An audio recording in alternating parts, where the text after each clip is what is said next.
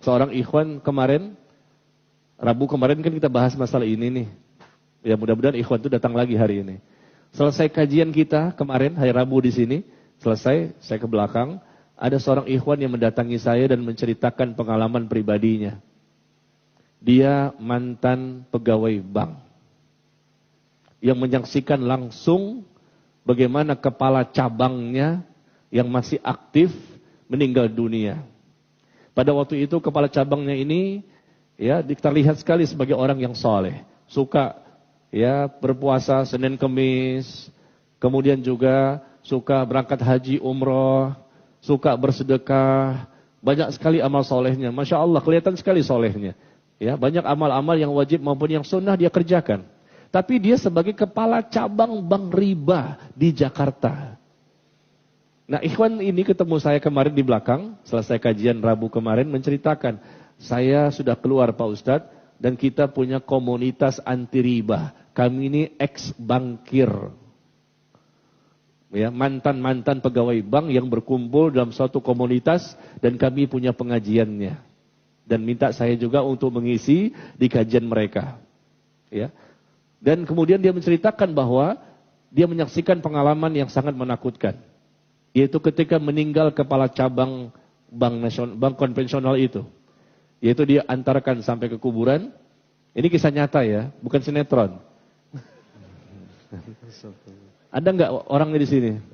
Hadir nggak sih ikhwan itu? Ya. Dan saya percaya, insya Allah. Insya Allah dia pun berani bersumpah atas nama Allah. Dan dia menyaksikan peristiwa itu bukan hanya dia, tapi juga teman-teman dia yang lain. Barangkali antum sudah pernah membaca ya, di sosial media tersebar berita seperti ini. Ini kejadian setahun yang lalu, dia simpan, dia tidak diucapkan, takutnya ghibah. Saya katakan, jangan, ceritakan ke orang lain, tapi jangan sebutkan siapa namanya. Kan orang nggak tahu. Kasih tahu aja, ini mantan kepala cabang bank konvensional di Jakarta, banknya nama apa? Nggak usah kasih tahu lah banknya.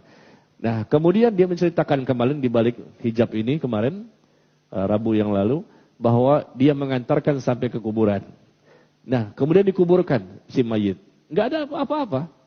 Memang kadang-kadang diperlihatkan oleh Allah, kadang-kadang tidak diperlihatkan adanya siksa kubur itu. Ini salah satu yang diperhatikan, yang dilihatkan oleh Allah kepada para hambanya. Ternyata setelah dikuburkan, datanglah rombongan keluarga mayit yang lain.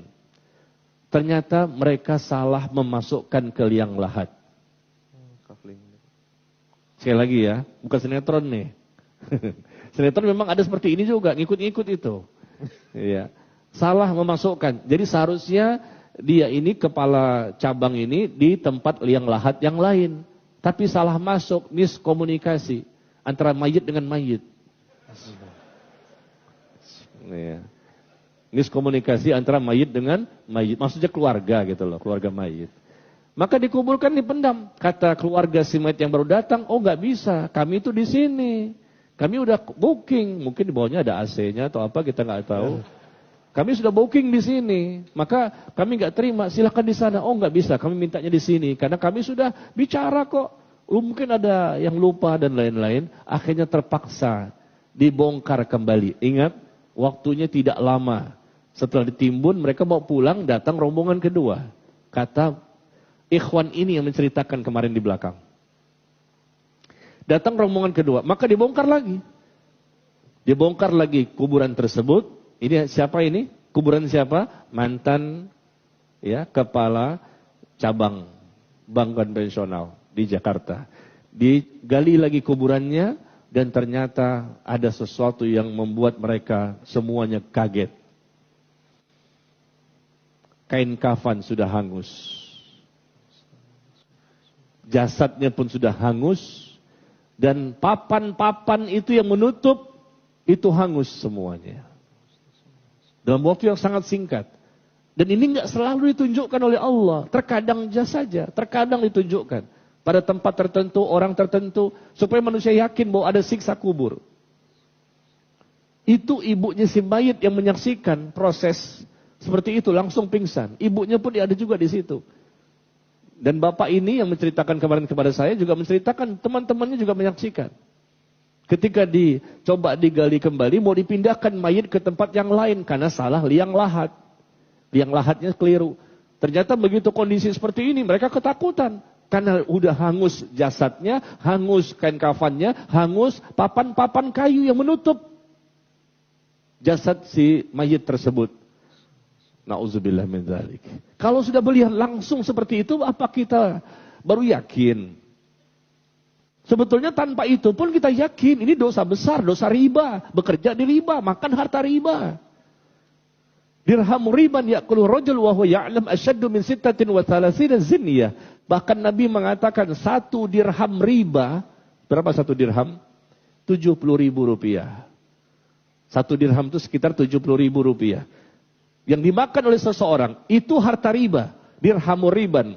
1 dirham riba, 70.000. Dimakan oleh seseorang harta riba itu. Dan dia tahu ini harta riba. Dia makan aja. Maka kata Nabi, lebih besar dosanya dibandingkan 36 kali perbuatan zina.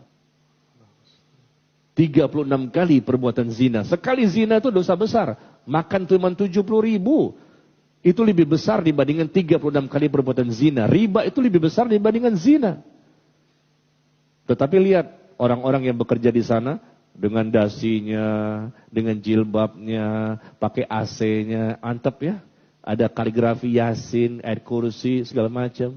Padahal itu adalah transaksi riba yang mereka lakukan, ya apa? Mereka meminjamkan ke orang lain dengan uang yang mesti dibayarkan lebih besar.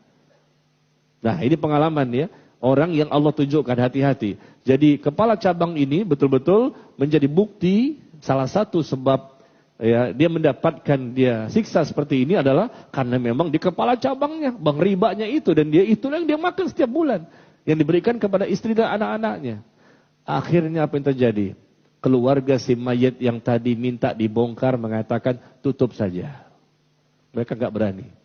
Jangan sampai mayat yang kedua masuk situ, angus juga. Gitu ceritanya. Jadi mereka ketakutan, kata ikhwan yang kemarin cerita di belakang layar. Jadi ketakutan, akhirnya apa? Ditutup. Udah gak apa-apa, kami pindah ke sana aja. Tapi ini kan udah terlanjur. Gak apa-apa. Coba dari tadi begitu ngomongnya. Iya, udah kebuka begini, ya udah tutup lagi. Akhirnya jenazah yang kedua dikuburkan di liang lahat yang lain. Nah, ini membuat kita harus lebih waspada ya. Waspadalah ya. Karena ini pasti ada balasan dari Allah bagi orang-orang yang mereka ngeyel, mengingkari, berpaling, membantah. Di dunia terkadang Allah berikan balasan, tapi terkadang tidak. Nanti balasannya sekalian di alam kubur. Alam pertama kehidupan akhirat.